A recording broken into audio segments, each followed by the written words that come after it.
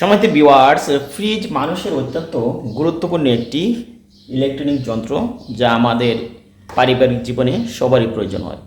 কিন্তু এই ফ্রিজের যে তাপমাত্রাটা বা আমরা অনেকে বলি মিটার বা ভলিউম বা থার্মোস্ট্যাট, এই থার্মোস্ট্যাটটা আপনি কত মাত্রায় রাখলে আপনার ফ্রিজটি ভালো থাকবে এবং ফ্রিজের যে খাবার সেই খাবারের গুণাগুণ ভালো রাখবেন, তাই আজকে দেখাবো এই ভিডিওতে। দেখেন, প্রত্যেকটি ফ্রিজে আপনারা এইরকম একটি থার্মোস্ট্যাট বা মিটার দেখতে পারবেন। এটাই হচ্ছে ফ্রিজের তাপমাত্রার কন্ট্রোল বা রেগুলেটর। এখান থেকেই আপনি ফ্রিজটি রেগুলেটর করতে পারবেন। অর্থাৎ দেখেন, এখন এই ফ্রিজটির যে থার্মোস্ট্যাটটি আছে জিরোতে এবং এটা সর্বোচ্চ লেভেল হচ্ছে দেখেন 7। আপনারা দেখতে পাচ্ছেন এটা যে 7। যখন আপনার ফ্রিজের এই তাপমাত্রাটা সঠিক থাকবে তখন যেমন ফ্রিজটি ভালো থাকবে, ফ্রিজের খাবারের মানও ভালো থাকবে। এখন এই ফ্রিজটি এখন দেখেন বন্ধ হয়ে আছে, তাহলে এই ফ্রিজটি এখন গরমকাল, তাহলে আমি কততে রাখবো? ফ্রিজের এই যে থার্মোস্ট্যাটের মিটার বা নাম্বার অনেক ক্ষেত্রে দেখবেন সর্বোচ্চ আছে 7, আবার কোনো কোনো ফ্রিজে সর্বোচ্চ আছে 10।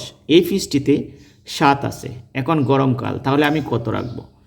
দেখেন, এই ক্ষেত্রে আমার এটাকে এই যে জিরোতে আছে, এখন এটাকে আস্তে আস্তে আমি বাড়িয়ে দেবো। দেখুন, যখন জিরোতে আছে দেখেন এটা লাইট জ্বলছে না, যখন আমি বাড়িয়ে নেব তখন লাইটটি জ্বলে গেল। দেখেন লাইটটি এখন জ্বলে গেছে। এখন এটাকে আমি আরেকটু বাড়িয়ে নেব। আমি এখন গরমকাল যেহেতু, আমি এটাকে সর্বোচ্চ 4-এ নিয়ে যাব। সর্বোচ্চ 4-এ নিয়ে যাব। দেখেন আমার ফ্রিজটা আপনারা দেখতে পাচ্ছেন এখন 4-এ চলে আসছে। এবং আপনার ফ্রিজটা যদি এইভাবে বাড়াতে চান, যদি দেখা যায় এটা 3-এ আসে, তাহলে সরাসরি 4-এ নিতে পারবেন না।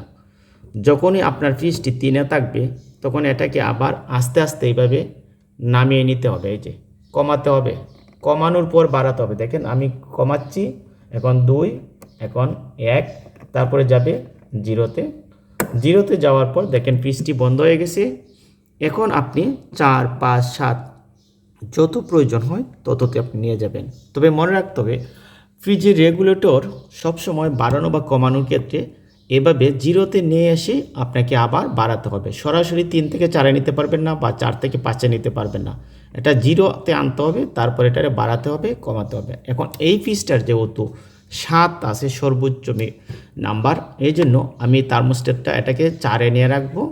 কারণ এই ফ্রিজটি দেখেন, এখানে দেখেন অনেক বরফ জমে আছে। আবার যদি দেখা যায় আপনার ফ্রিজের থার্মোস্ট্যাট 4-এ আনার পর এখানে ঠান্ডা হয় নাই কিংবা এখানে পানি ছেড়ে দিচ্ছে, তাহলে আপনারা অবশ্যই এই থার্মোস্ট্যাটের মাত্রাটা বা নাম্বারটা আপনি একটু বাড়িয়ে দেবেন। আবার যাদের থার্মোস্ট্যাট নাম্বার হচ্ছে 10, তারা গরমের দিনও এই 4-এর জায়গায় আপনি 5 করতে পারেন বা 6 করে দিতে পারেন, 5 থেকে 6। তবে ঘরের তাপমাত্রা এবং পরিবেশের তাপমাত্রা যদি বেশি হয় তাহলে এখানে নাম্বারটা একটু বাড়িয়ে দিতে হবে। আবার শীতের দিনও কি করবেন? যখন এই ফ্রিজটার নাম্বার হচ্ছে 7, আমি যখন এটা শীতের দিনে আসবে তখন আমি এটাকে 3-এ নামিয়ে দেব। তখন আমার ফ্রিজের মানও ভালো থাকবে এবং খাবারের মানও ভালো থাকবে এবং এটার তাপমাত্রাটাও সঠিক থাকবে।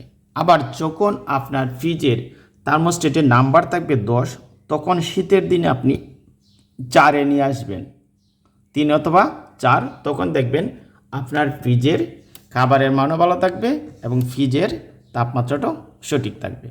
তবে দেখেন এখানে ফ্রিজের পেছনে দেখেন বরফ জমে গেছে। যেহেতু বরফ জমে গেছে তার মানে বোঝা যাচ্ছে এই ফ্রিজটা 4-এর চেয়ে বেশি ছিল, অর্থাৎ 5 ছিল। যদি 5 থাকে তাহলে এখানে বরফ জমে যাবে। কাজেই এই জায়গাটা লক্ষ্য রাখতে হবে আপনাদের। এখানে কত থার্মোমিটারের নাম্বারটা কত দেওয়া আছে থার্মোস্ট্যাটের, এই নাম্বারটা দেখে আপনারা পরিবর্তন করে নেবেন আপনার ফ্রিজের রেগুলেটর। অর্থাৎ গরমের দিনে একটু নাম্বার বেশি হবে আর শীতের দিনে একটু নাম্বার কম হবে। অর্থাৎ গরমের দিনে আপনি চেষ্টা করবেন 4 থেকে 5-এ, আর শীতের দিনে চেষ্টা করবেন 2 থেকে 3-এর মধ্যে।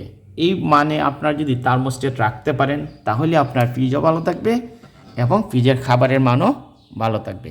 তাহলে প্রিয় ভিউয়ার্স, আজকে ভিডিওটি এই পর্যন্তই। ধন্যবাদ সবাইকে।